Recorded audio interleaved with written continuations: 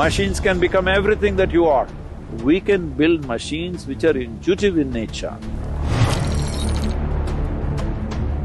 You will find that you will be speechless about life. Consciousness is the essence of life. Some people are saying we will build consciousness into a machine.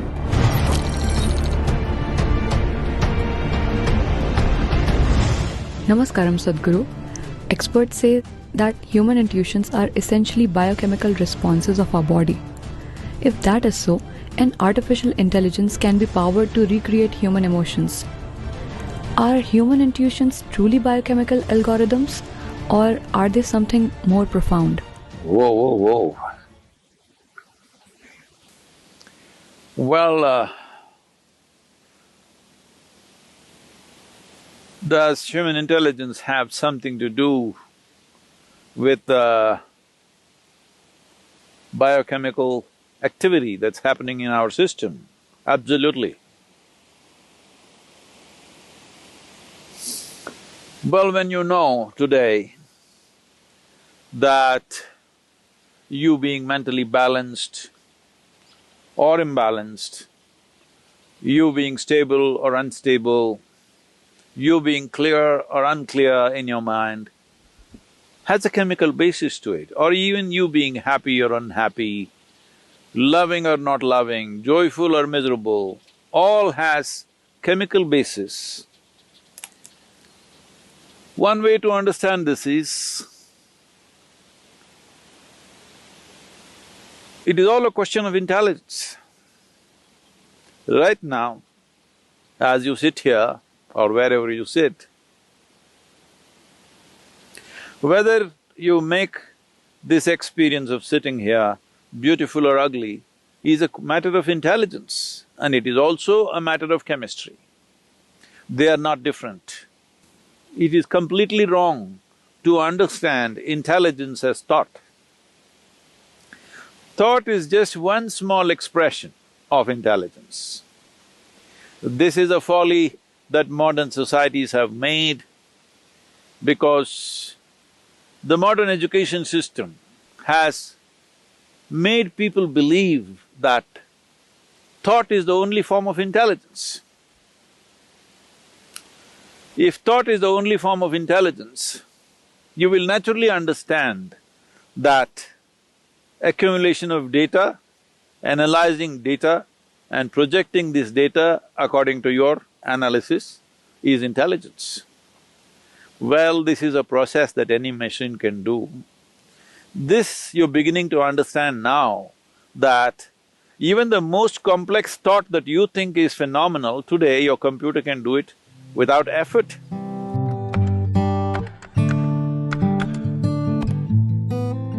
Do you see a simple calculator can do more mathematics than your teacher can do?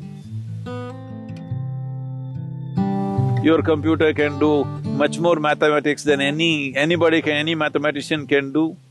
So, obviously, what you thought is a very difficult intellectual process is being processed by a machine far more easily than you can imagine. Now, people argue, but mathematics is one thing, literature is a different thing, music is a different thing. Well, I'm telling you, whether it's literature or music, which are considered more, outpouring of human heart, even this can be done by a machine. Well, we've still not built machines good enough to do that maybe, but you will see in the next 25-50 years' time, maybe, I don't know how long, but it will inevitably happen, you can't make out. Or probably it will be more perfect. So, this about intuition. First thing to understand about intuition is not a different level of intelligence. Intuition is just simply a different level of computing. That is, let us say, let me make it very simplistic for you, just for the sake of understanding. Right now, Let's say you had a child or you had an infant who has grown up just inside a room, never seen outside. Suddenly you bring him out and show him this tree. You know what he's doing? He's gathering data, color, form, the way it moves, the way it is. He's just taking up data through his sense organs. Let him watch this tree for a few minutes. Let's say he has grown up after some time and you ask him to, let's say, depict a tree, most probably he will depict it nearly 90% right. But now the process of assimilating the tree in his mind is not logical. He is not saying the leaf is 5 centimeters by 7 centimeters, the color is this kind of green, which is a combination of that, that and that. No, there is no logical assimilation, it's intuitive, simply just like that. The picture comes to his mind. Because all the data is there, processed, and jumps all the steps of 1, 2, 3, 4 and just gets there. So intuition is just that your computing is in such a way that you don't go through the logical process every time.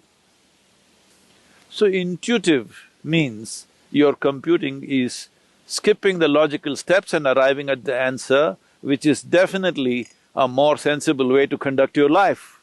Is this just a biochemical algorithm? Well, I would say 100% yes. So, when we say biochemical algorithm, it is in a constant flux, you can set it the way you want. By genetics, by culture, by external influences, it's set one way. But if you are conscious, you can set it in another way. So is it just biochemical algorithms? When you say it is just, you are thinking that, am I just a mechanical process? Well, there is a mechanism. The question is whether this mechanism is conducted consciously or not. Right now, there is an intellect, there is an intuitive dimension, and there are deeper levels of intelligence, which is the basis of the making of the creation itself, the very source of creation. That intelligence is also embedded within you. The question is only at what level of access are you? Say, everybody has an arm like this, all right? Now, can everybody use their arm the same way? No. Different people use it different ways. Somebody is a ball player, he uses it one way. Somebody is a writer, he uses it another way. Somebody is an artist, he uses it another way. Somebody is a yogi, he uses it another way because you have figured out certain aspects of life, somebody else has figured out another aspect of life. Depending upon how you apply yourself, accordingly, your biochemical algorithm is constantly changing. It is not a set process. Well, there are certain settings, because otherwise you won't have a starting place. Like I already said, genetics, cultural influences, samskriti, that is generations of learning that's happened within you. All these things put together, there is a certain algorithm, but it is not set, it is fluid. You can change it every moment of your life. So your intuition, what kind of intuition do you have? People are just doing guesswork all the time and thinking it's intuition. No, if you want to develop intuition, first thing is, you must learn how to simply sit here, fully alert and not thinking about anything. Somebody was asking me, Sadhguru, when you're riding, what are you thinking about?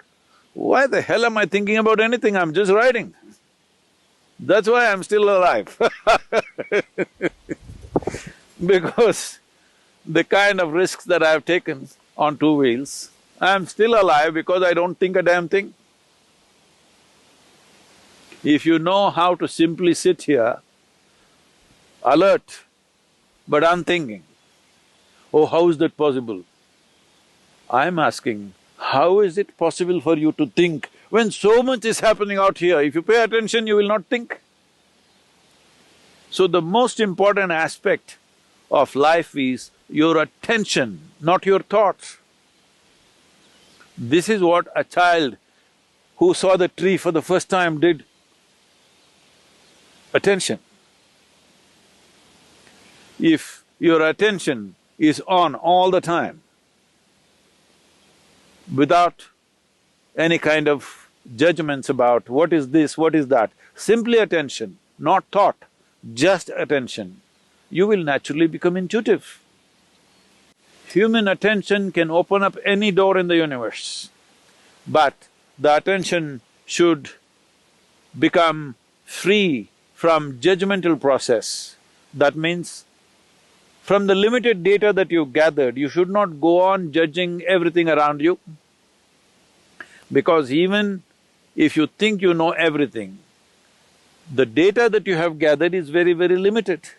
If you observe this tree for one whole year, the entire process of it dropping leaves and putting back new leaves and everything, still I'm telling you, you do not even know a small percentage of what the tree is.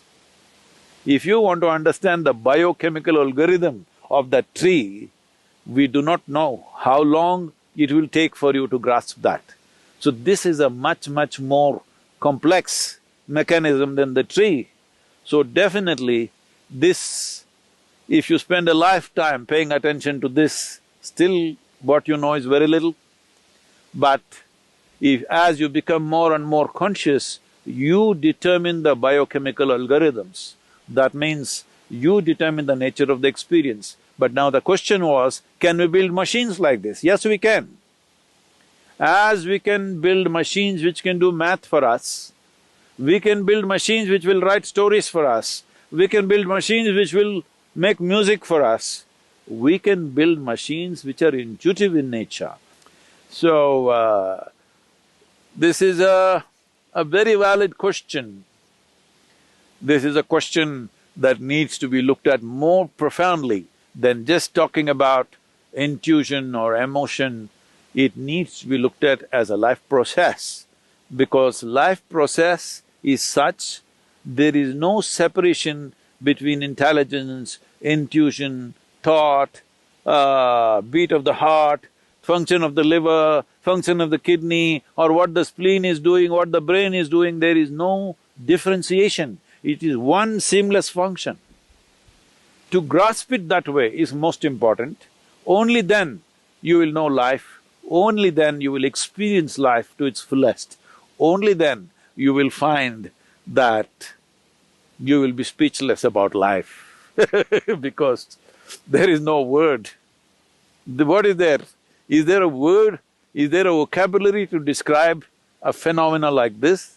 There is no word to describe what is life, what is it about. There is no conclusion. When there is no word, there is no conclusion. When there is no conclusion, there is no death. This is the way of liberation.